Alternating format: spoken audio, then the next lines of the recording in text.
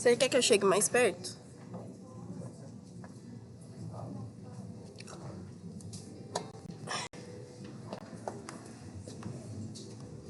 O problema é esse fio aqui.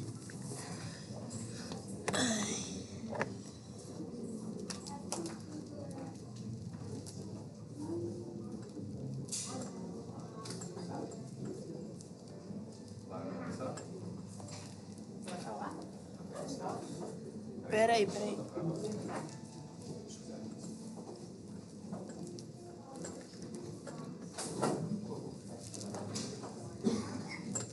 Esse agora chega.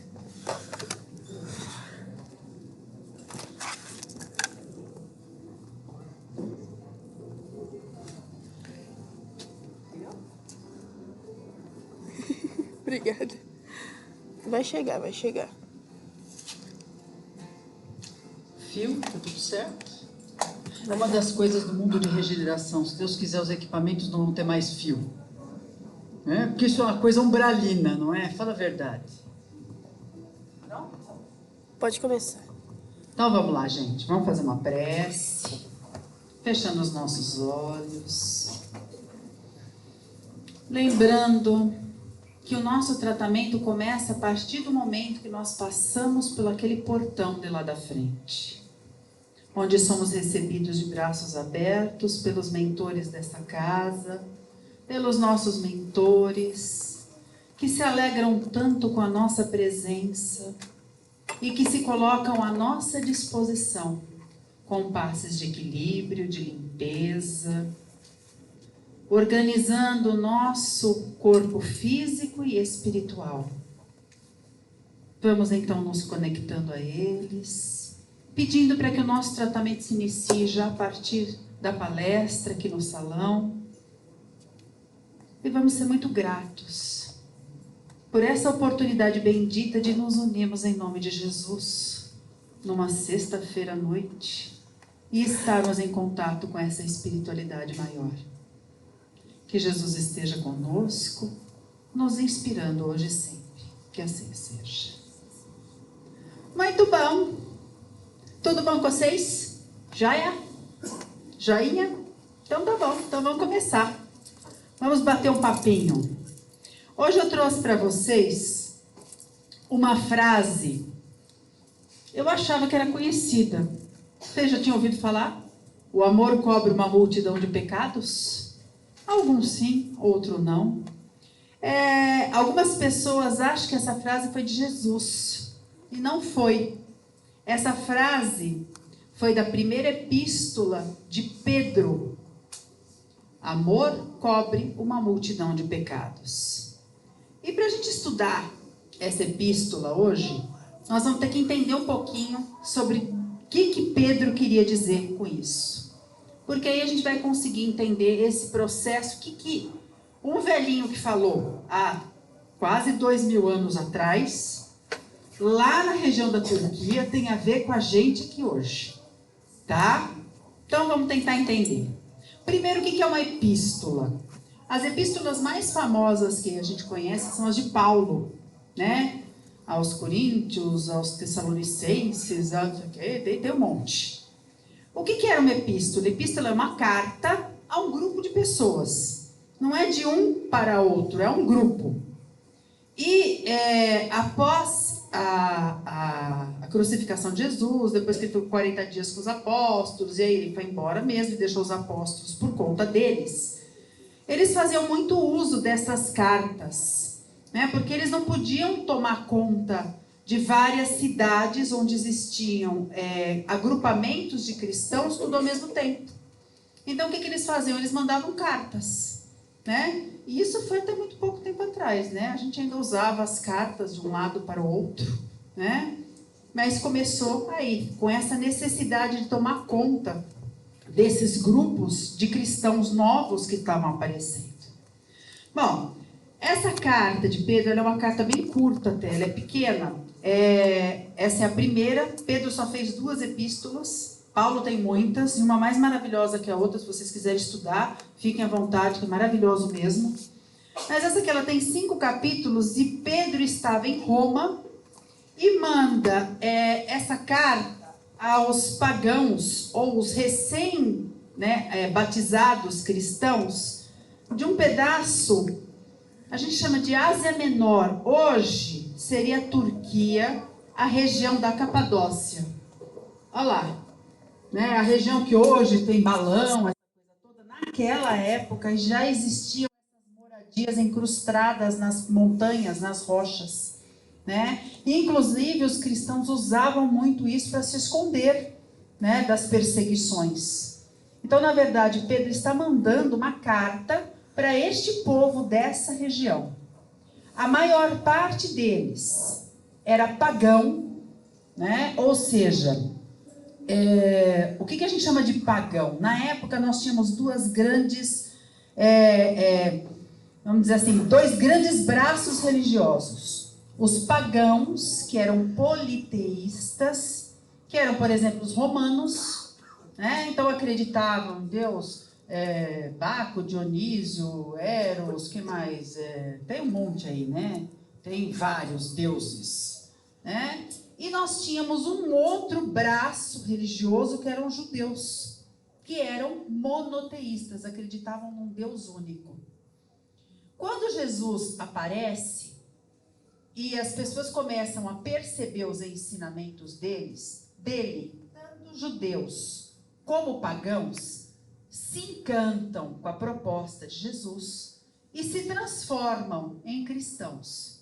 Então nós vamos encontrar essa época aqui, gente, por volta de, vamos fazer uma média aí, 100 anos depois de Cristo, sem DC.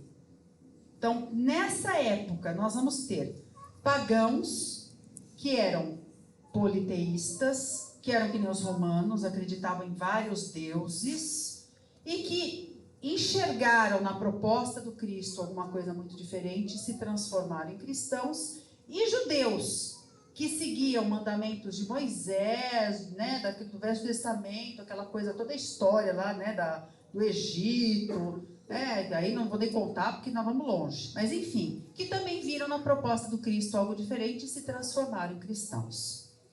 Então, assim, tanto para um quanto para outro, os apóstolos tinham uma dificuldade muito grande de explicar quem era Jesus. Para os judeus, falava-se, os judeus esperavam o Messias, o Messias mas um Messias bélico, que trouxesse uma espada na mão e que libertasse o povo judeu dos romanos. Então eles não aceitavam aquele Jesus. Para eles era meio complicado, porque Jesus era muito pacífico. Tanto é que até hoje o povo judeu não aceita Jesus como o Messias. Eles acham que esse Messias ainda não chegou, E não sei se vocês sabem, eles contam os anos completamente diferente da gente, porque eles não contam pelo nascimento de Cristo. Eles estão, acho que no ano 5.000. Se alguém aqui souber, sabe que ano que estão, no povo judeu? Não? Mas enfim, tá por aí, tá? Então, assim, eles esperavam um Messias bélico mesmo, que fosse libertar mesmo o povo do poderio de Roma, que era terrível. E de repente vem um cristão, um apóstolo ou um discípulo, e fala que o Messias tinha sido Jesus e que ele tinha morrido na cruz. Só que morrer na cruz naquela época, gente, era mais ou menos o que hoje, se você vai lá nos Estados Unidos, naqueles estados em que as pessoas são condenadas à pena de morte, tem a cadeira elétrica. Se você pega um cara que foi condenado à cadeira elétrica, você vai pensar, pô, que esse anjinho aprontou? Jesus estava mais ou menos no mesmo patamar. Como é que você vem me dizer que o Messias morreu na cruz? Que conversa é essa? Vocês estão malucos. Porque para morrer na cruz não era muito difícil, mas tinha que ter culpa no cartório. Então estava meio complicado dos apóstolos explicarem isso para esses judeus que estavam conhecendo a doutrina do Cristo, E para os pagãos também era difícil, porque os pagãos eles não tinham sequer a noção do que era Messias. Sabe como é que é a palavra Messias em grego? Christos. Por isso Cristo, Jesus, Cristo não é sobrenome de Jesus, não. Né? Jesus era Jesus de Nazaré, porque ele havia nascido em Nazaré. Nós o chamamos de Jesus Cristo por puxar a palavra do grego, que quer dizer Messias. Só isso, tá? Então olha que embrolho, que coisa complicada que era para os apóstolos, né, explicar para os judeus que o Messias já tinha vindo, ou explicar para o povo pagão, e eu já vou explicar para vocês como era a vida do povo pagão. Aí que a coisa engrossa, né? Mas se a gente for lá em Isaías, capítulo 53, que faz parte do Velho Testamento,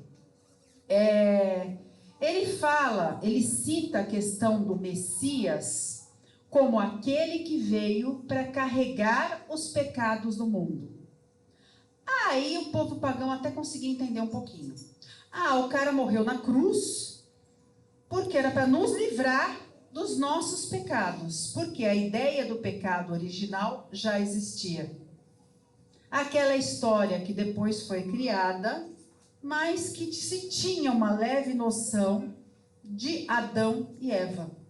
A história da serpente, da maçã, todo esse embrolho todo aí, as pessoas já tinham essa noção, né? Então, que eu já tinha nascido com o pecado original e o cara morreu em sacrifício para me libertar dos pecados. E por que isso para eles fazia muito sentido? Porque era muito comum nas sinagogas se sacrificar animais. A pessoa levava o animal para ser sacrificado. Até pessoas, tá? Também se sacrificava pessoas para os deuses. Para quê? Para livrar-se dos pecados. Hoje em dia a gente ainda não parou, mas estamos quase no fim dessa história de sacrificar animais. Mas muita gente sacrifica outras coisas. Não tem as promessas? Né? Vai de joelho de uma cidade a outra. Isso não é um sacrifício? Né? Então se mantém ainda esta questão. Não é uma crítica não, tá? Pelo amor de Deus. Nós estamos fazendo aqui, né, um entendimento didático. Então nós vamos conversar um pouquinho a respeito do assunto. Tá bem? Bom, então assim, o que eles acreditavam? Que se eles seguissem ao Cristo, a Jesus, eles estariam livres do pecado daquele ponto para trás. É mais ou menos isso que eles entendiam. E, inclusive, os próprios apóstolos vendiam esse peixe. Você quer se melhorar? Você quer ser salvo? Você quer ir para o paraíso? Então siga o Cristo. Né? Mas não era um seguir de boca. Naquela época você tinha que seguir mesmo. A coisa não era fácil, não. Né? As pessoas acreditavam de verdade nisso. Então acreditavam. E tinha, né, a história do batismo, que ainda algumas religiões têm hoje o batismo na água. Né? Então o que eles faziam? Os próprios cristãos faziam. Então se uniam e um que comandava, né? Aí a gente tem lá João Batista batizando Jesus, é essa imagem, mas enfim, continuava o mesmo processo. Um que era o líder, afundava, dava um caldo na pessoa, e quando a pessoa saía daquela água, ela estava livre dos seus pecados, desde que ela seguisse o Cristo de verdade. E eles acreditavam de verdade nisso. O que era seguir o Cristo? Era mudar de vida, né? E o que eles pensavam? Bom, se eu estou livre dos pecados, Deus não vai mais me castigar, então eu não vou ter mais doença. O meu comércio vai prosperar. A minha vida vai ficar mais fácil. É isso? Não foi bem isso que aconteceu. Né? Mas enfim, já vamos chegar nesse ponto. Qual era a proposta de vida para estes pagãos? Veja bem. Era muito comum na época os pagãos participarem das festas para os deuses. E as festas eram verdadeiras bagunças, né? E fazer parte da comunidade, do povo, da religiosidade deles, da parte social. A partir do momento que eu aceitasse a Jesus, eu não iria mais fazer parte da festa. Por quê? Não vou fazer parte de uma festa para um Deus. Eu não acredito mais nisso. né? Deus para mim é o Pai que Jesus falou que era. Caso encerrado. Eu não adorava mais a estátua do imperador, que era obrigatório. Como é que eu vou adorar a estátua do imperador romano? Opa! Mas esse também é pra fazer. Alô, pronto. Como eu vou adorar a estátua do imperador romano se Jesus falou que o Pai está lá em cima e não tem nada a ver com esse imperador? Né? Outras coisas. Né? Se seguir ao Cristo é não mentir, então eu não posso mais adulterar o leite pondo água. A balança no meu comércio tem que ser correta. Né? Outras coisas. Eu não vou mais frequentar o circo. Sabem o que era o circo?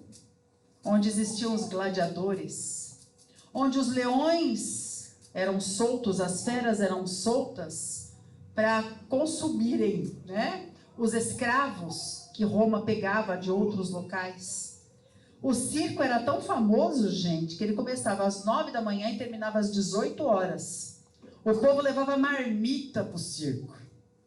Então ficava lá vendo um matar o outro matar um, né, tomando lanchinho, né, comendo pipoca, né, era uma festa. Só que a partir do momento que eu sigo a Jesus, isso não faz mais sentido. Eu não posso agredir o meu irmão e me comprazer da desgraça alheia. Então passava a não ir mais. Né? Não participavam mais das orgias. As orgias de comida, de bebida e de sexo, que também eram absolutamente normais. Uma das coisas mais normais da época eram festas que duravam 2, 3 dias. A pessoa comia, passava mal, vomitava, continuava comendo. Era assim. Né? E isso era uma ode ao deus Baco ou Dionísio dos romanos. Né? E era assim que funcionava. Só que a partir do momento que eu aceitava Jesus, eu não participava de mais nada disso. E aí começou a complicar. Porque os cristãos começaram a incomodar o resto da população. O virtuoso, ele é um espelho para a pessoa que não tem virtude. E ele incomoda, né? Como é que você não bota água no leite e você cobra a mesma coisa? E eu que ponho água no leite, o pessoal não vai querer comprar o meu. Eu costumo mentir para os outros, você não mente. E aí, como é que fica? Então vejam que a sociedade começou a ficar bem... A sociedade começou a ficar bem complicada com esta questão dos pagãos que aceitavam a Jesus, porque eles eram a demonstração de tudo aquilo que era perfeito, que era bom, para os outros que não agiam da mesma forma. Né? Então, assim, e esse tipo de preconceito para com o bom, para com o certo, não era só daquela época da gente. A gente ainda passa por isso. Né? Ou não? Sim, né? Passa, né? Opa! Então. E aí eu estou falando dessa questão do... O que tem a ver essa história dessa carta com os dias de hoje? Né? Os cristãos de hoje não participam de festas para os deuses, mas não deveriam também participar de balada, de rave. Né? Os cristãos de hoje que pretendem seguir a Jesus, eles não adoram a estátua do imperador, mas também teriam que ter um pouco de cuidado para não adorar marcas. Né? Roupa de marca, carro novo, né? Colocar a matéria no pedestal em relação ao resto da vida. A gente não mistura água no leite, a balança talvez esteja correta, mas será que nós pagamos direitinho o imposto de renda? É complicado, né, gente? Outras coisas. Não tem mais circo, graças a Deus a gente não leva mais marmita no circo, né? Mas existem outros circos virtuais. O que a gente assiste na televisão? né? Será que está em sintonia com o que Jesus nos ensinou? Né? Esses programas Aqui Agora, BBB, né? E outros programas de fofoca, filmes de terror, né? A gente não vê gladiadores, mas tem gente se degladiando no trânsito, né? Ou pior, no futebol. Gente, o futebol nada mais é do que o gladiador do futuro, do presente, né? E talvez não vá nas orgias para Baco, mas e as churrascadas, as chopadas, que talvez não estejam, né, em sintonia com aquilo que Jesus nos ensinou. Enfim, vejam bem que a humanidade está desde 2000 anos até hoje tentando seguir os caminhos do Cristo. Mas vamos voltar lá na história da carta de Pedro e nos nossos estudos aqui de hoje. Nós vamos ver... Eu vou tentar. Tá com pilha fraca. Foi.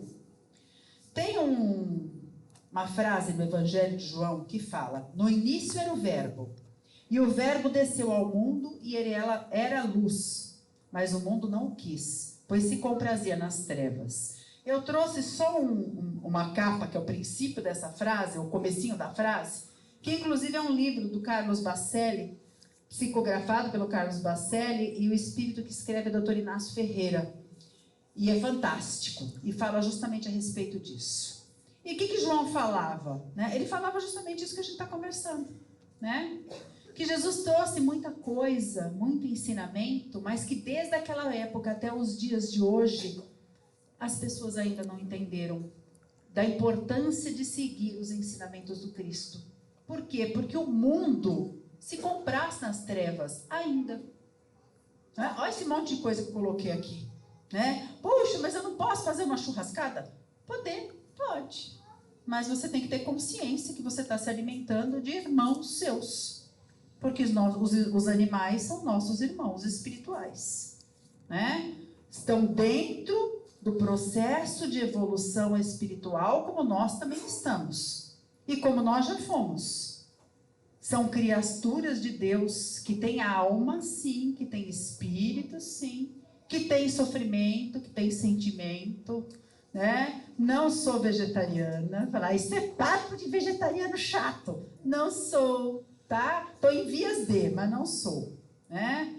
A gente precisa ter consciência do que a gente faz, né? Entender que a gente ainda está rateando há 2000 anos nessa conquista de ir atrás dos ensinamentos de Jesus, né?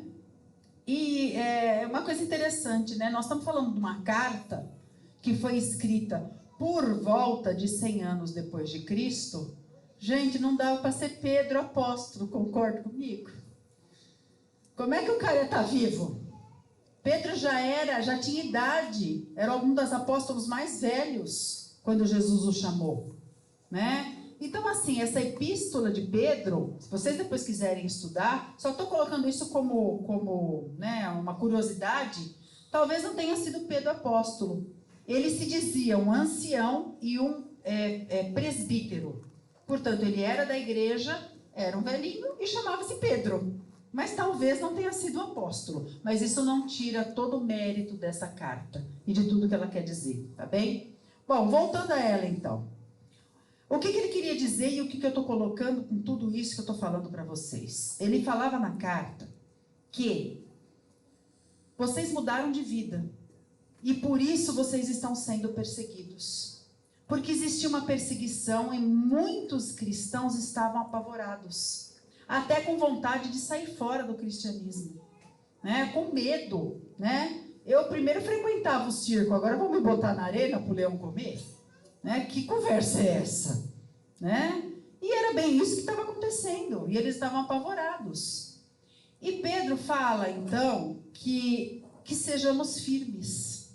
E aí vamos trazer para a gente aqui. Sejamos firmes. Vocês são o edifício espiritual da terra. Vocês estão sendo perseguidos pelos erros dos que te perseguem. Então, aqui estava conversando. que muitas vezes aquele que é virtuoso incomoda o que não é. E nós precisamos ter esse senso. Porque a partir do momento que nós chegamos aqui e buscamos nos modificar como pessoa, a gente incomoda aqueles que não estão com vontade de se modificar. Quem é o certo e quem é o errado, deixa por conta dos caras lá de cima resolverem. Mas a gente tem que ter certeza absoluta do que a gente quer pra gente. Certeza absoluta do que a gente está fazendo, qual é o nosso papel. O caminho que a gente está traçando está certo? Eu tenho certeza onde eu estou? Cheguei racionalmente a um ponto de que isso me faz bem e onde eu estou está correto? Então, fique firme. E assim, muito se fala, eu não digo dos espíritas, mas de quem está encarnado nesse momento, que nós somos os trabalhadores da última hora. Óbvio, aqueles que seguem, ou que tentam, né? A gente tenta seguir Jesus. Somos os trabalhadores da última hora. Então, sejamos. Ah, mas eu vou com os amigos na balada e o povo enche a cara e eu não bebo. Aí o pessoal fala que eu sou chato. Não tem importância. Seja firme. Eu não preciso disso, é indiferente, eu sou feliz do mesmo jeito, eu estou brincando com vocês do mesmo jeito. Não se deixe levar. Ah, todo mundo assiste o BBB, menos eu. Aí, quando eu vou trabalhar, não tem assunto. Fale de outras coisas. Busque outras conversas. Ah, quando eu chego no trabalho, todo mundo fala da morte do fulano que assistiu na televisão, das tripas finas e grossas que saíram, do sangue jorrando. Você não precisa fazer parte disso. Não se deixe contaminar por isso. Tenha certeza absoluta do que você está fazendo da sua vida. De qual é o caminho que você quer seguir. Né? Porque assim, é interessante isso, gente. A partir do momento que a gente fica firme, acontece o inverso. As pessoas começam a nos observar. Nossa, mas você está passando por um problemão, você não está desesperado? Nossa, mas aconteceu tal coisa com você, você está agindo desse jeito. E começa a tentar imitar. É uma coisa interessante. Experimentem prestar atenção e vocês vão ver que vai ser dessa forma. Posso garantir para vocês. Mas vamos lá. Continuemos. No Evangelho segundo o Espiritismo, Kardec coloca assim, ó. Reconhece-se o verdadeiro espírita por sua transformação moral e pelos esforços que faz para dominar as más inclinações. Ou seja, continuamos tentando seguir o Cristo. Desde aquela época, né, de pagãos, com esse mundo que eu falei para vocês, tentando se modificar, tentando não se contaminar numa sociedade que não era legal. E hoje em dia, próximo dessa virada do mundo de provas e expiações para o mundo de regeneração, nós vamos ter uma queda de padrão vibratório, sim. Por quê? Porque foi dada a última chance reencarnatória para muitas criaturas que viviam no baixíssimo umbral. Então é comum que a gente veja coisas absurdas acontecendo, pessoas meio fora da casinha, músicas muito estranhas, programas muito esquisitos, modas muito estranhas. Cabe a cada um de nós manter-se firme, porque nós continuamos sendo o edifício do planeta. Sejamos luz aonde a gente estiver, seguindo aos trancos e barrancos, porque a gente não consegue fazer diferente, mas as pegadas de Jesus. Não nos deixando levar pelo modismo, pelo que está passando na música, pelo que está tocando no rádio, pela televisão, pelo cinema, pelo que os outros pensam, pelo que os outros acham. Não faz diferença. Nós sabemos como Jesus era. Nós sabemos o que Jesus ensinava. Sigamos o Cristo. E sejamos a luz aonde a gente estiver, porque aí as pessoas fazem o caminho inverso. Ao invés de darem as costas para a gente, começa a prestar atenção. Opa, pera um pouquinho, ele é diferente. Está todo mundo desesperado e ele não está. Todo mundo perdeu a fé, ele não perdeu. Todo mundo xinga todo mundo, ele não faz. Todo mundo é maluco, ele não é. Peraí, o que esse cara tem? E aí a gente começa a auxiliar, né? O Jesus começa a tentar ajudá-lo nessa tarefa enorme de mudar a nossa humanidade. E a história do batismo, que se falava 2000 anos atrás, nada mais é do que isso. O que era o batismo? Mergulhar-se e sair modificado. Né? A gente aqui no Espiritismo não faz batismo. Sabe por quê? A gente acredita num outro batismo. Deixa eu ver se eu tenho ele aqui. Quer ver? Esse aqui. Esse é o nosso batismo. O líquido amniótico. Nós acreditamos na reencarnação. Nós nos propomos a mergulhar na água e nos modificarmos. Cada vez que a gente renasce, essa é a nossa maior proposta. Eu vou voltar lá e eu vou melhorar. Eu vou voltar lá e eu vou me reconstruir. Eu vou voltar lá e vou fazer diferente. Esse é o nosso batismo. Dentro da barriga da mamãe. É isso que a nossa doutrina nos ensina. Então, assim, se a gente chegou aqui, através desse batismo, né, não vamos nos acomodar. Eu sei que o mundo lá fora está meio difícil. E que cada hora inventa uma maluquice pior. Quando você fala, não, olha, não tem mais como piorar. Os caras inventam um troço diferente e cada vez pior. Então, continua na sua jornada. Continua aqui, né, nesse grupo, nessa vibe aqui. Né, e nós vamos nos multiplicando, nos pacificando e sendo pacificadores lá fora. Porque nós temos essa capacidade. Simplesmente porque nós estamos do lado de Jesus. A gente pode fazer isso através do trabalho. Nós éramos os pagãos de 2000 anos atrás, gente. Continuamos nessa mesma luta, nessa mesma jornada até os dias de hoje. Né? Batendo cabeça, caindo, levantando, caindo. E assim, os cristãos de 2000 anos atrás não foram perseguidos? Na carta de Pedro, o que ele quis dizer é que não é o fato de você aceitar a Jesus que sua vida vai ficar um mar de rosas. Porque não é assim que funciona. Deus é pai do perseguido e do perseguidor. E cada um tem as suas tarefas, as suas provas e as suas expiações a seguir. Não é porque a gente vem tomar o passe, porque a gente ajuda a cesta básica, porque a gente dá o passe, porque a gente dá palestra, que as dificuldades não vão aparecer na nossa vida. A gente é cheio de dificuldades e nem por isso a gente pode esmorecer a partir do momento que a gente tem certeza absoluta do que a gente quer. Seguir a Jesus. Nesta encarnação, tenho quase certeza absoluta que todo mundo que está aqui, sexta-feira à noite, se não está na balada, está aqui, é porque você escolheu seguir Jesus. Aos trancos e barrancos, porque a gente segue, mas chega uma hora que não está muito bom, afim. Não, ó, hoje me deixa de férias, né? Amanhã eu começo de novo. E a gente vai indo, e assim vai. Mas a gente quer realmente seguir ao Cristo.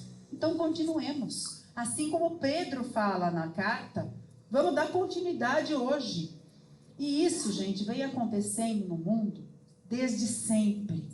As pessoas se colocam em situações difíceis e, através dessas situações difíceis, escolhem: vou seguir a Jesus ou não? Tem uma história muito bonita de um médico inglês, muito famoso. Um médico, assim, conhecidíssimo. E que era, assim, um grande intelectual, um grande filantropo da época, e que estava para receber uma comenda do rei, chamada Par do Rei. É a comanda mais alta da Inglaterra. Só que para isso, ele era espírita, e ele tinha que negar o espiritismo. Ele tinha que deixar o espiritismo de lado, aceitar a igreja anglicana, e aí ele receberia a comenda para do rei. E ele agradeceu muitíssimo e falou que isso ele não podia fazer. porque as verdades que ele já conhecia, ele foi um dos maiores estudiosos da época do Espiritismo, com um livro chamado A História do Espiritismo, famoso na época. Ele falava, como eu vou negar tudo aquilo que eu já sei? Todo o conhecimento que eu adquiri, eu vou negar de qual forma? Eu fico sem a comenda. Quer ver quem era? Arthur Conan Doyle, o escritor de Sherlock Holmes, espírita fervoroso, e que realmente ia receber essa homenagem, e falou, não vai dar, como é que eu vou me negar? Eu não posso negar o espiritismo, aquilo que eu conheço, tá? Tem vários livros dele, se vocês quiserem pesquisar, busque. Ou seja, não se engane, as nossas mudanças, elas têm que ser de verdade. Nós temos que fazer que nem os cristãos lá de trás, que deixavam de ir ao circo, que deixavam de ir às orgias, que deixavam de mentir, que paravam de adulterar o leite e realmente aceitar a Jesus na nossa vida. Agora, já e todos os dias. Reconhece o seu verdadeiro espírito através das suas transformações morais. Se nós não nos transformarmos, o que a gente está fazendo? Estamos nos enganando? Vir aqui assistir palestra e tomar passe? E agir como nós agíamos em religiões do passado? Em que a gente entrava nas sinagogas, deixava as moedas e falava, estou livre. E aí fazia miséria durante a semana inteira. Já não dá mais para isso. Precisamos aumentar o nosso conhecimento, trazer isso para dentro da gente e nos melhorarmos e nos transformarmos. Porque essa é a única forma de a gente dizer que a gente está seguindo a Jesus. Para terminar, voltando para a frase, né, que eu deixei para vocês da carta de Pedro. Vamos pegar a frase inteira para a gente entender melhor. Olha lá. Acima de tudo, conservai um com o outro um amor constante, porque o amor cobre uma multidão de pecados. Sede hospitaleiros, uns com os outros, sem murmuração. Cada um conforme os dons que recebeu, colocando-se a serviço uns dos outros, como bons administradores das múltiplas bênçãos de Deus. Só tem mais uma coisa para falar a respeito desta frase. Essa é a frase inteira da carta de Pedro. Esse amor que está aqui, estava escrito em grego, e a palavra não era amor. Nós traduzimos para o português, mas a palavra era ágape. Em grego existiam 3 tipos de amor. Eros, amor sexual. Filia, amor entre amigos. E ágape era fraternidade. Era amor espiritual, era caridade. Então, na verdade, quando Pedro pede para o povo da Capadócia, da Ásia Menor, para que tivesse amor constante uns com os outros, ele estava fazendo um convite para que nós tivéssemos uns com os outros fraternidade, caridade, compreensão, entendimento, aceitação. E óbvio que o que ele estava dizendo é que se nós agíssemos desta forma, a nossa vida ficaria mais fácil. E a gente ainda não conseguiu entender isso até hoje. Você concorda que se você tem um problema e aparecem 10 amigos para te ajudar, o problema vai ficar mais leve? Simples assim. Se nós nos propuséssemos a nos auxiliarmos, vivendo de verdade em sociedade fraterna, a nossa vida seria 1000 vezes mais fácil do que é hoje. Ninguém ia passar fome porque não teria motivo. Ninguém ia passar frio porque não teria motivo. Este é o verdadeiro convite de Pedro. O ágape, a fraternidade, a caridade apaga uma multidão de pecados. E é esse o convite que a gente faz para cada um de vocês hoje. Aliás, para cada um de nós, porque eu me incluo nessa história, né? que a gente possa de verdade mudar o nosso jeito de ser, mudar o nosso jeito de pensar. Quando a gente vê alguém passando por um problema, não falar, eu não tenho nada a ver com isso, não é meu?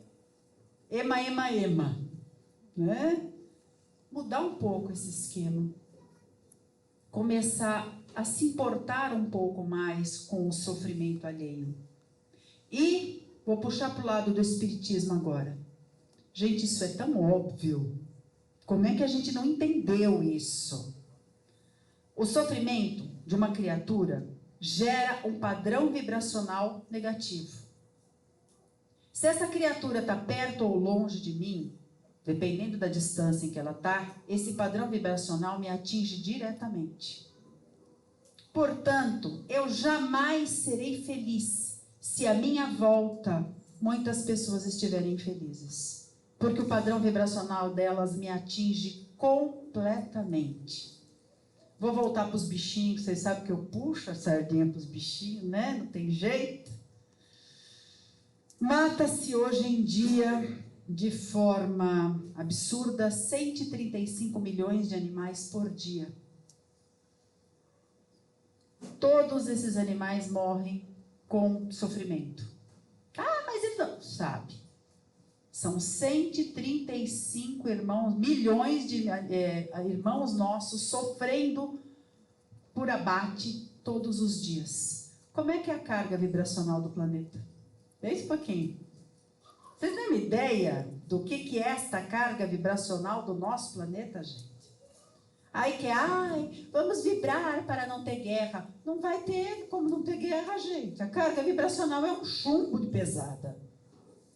Porque as doenças do mundo, a medicina podia descobrir a cura do câncer. Não dá, não consegue. Olha o padrão vibracional do planeta. Então sejamos, né? Vamos pensar um pouquinho. Se a gente puder auxiliar um ao outro, se ajudar, se amparar, ter um abraço amigo, uma palavra amiga, nós vamos transformar a nossa vida numa coisa mais fácil.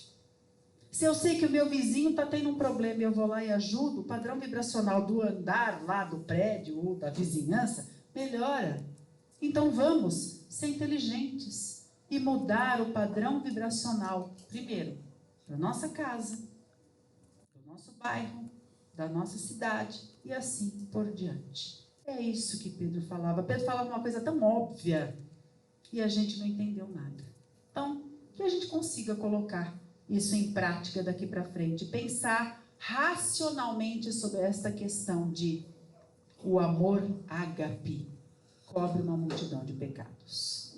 Obrigada. Vou fazer uma prece final? Vamos? Então vamos lá. Fechando os nossos olhinhos outra vez, nos acomodando na cadeira. Agradecendo aos nossos mentores por toda a intuição que foi colocada. Não só no que foi dito, mas do que cada um foi pensando e compreendendo por si mesmo. Que eles possam estar sempre conosco, nos amparando, nos ajudando nesta transformação interior profunda, nos dando a conduta correta. E que nós, da nossa parte, possamos ter olhos e ouvidos abertos para compreender o que é melhor a ser feito. Não o menos trabalhoso, mas o melhor a ser feito, para seguir realmente as pegadas do nosso Mestre Jesus. Que assim seja. Recados, né? Bom, muito bem. A casa tem um trabalho de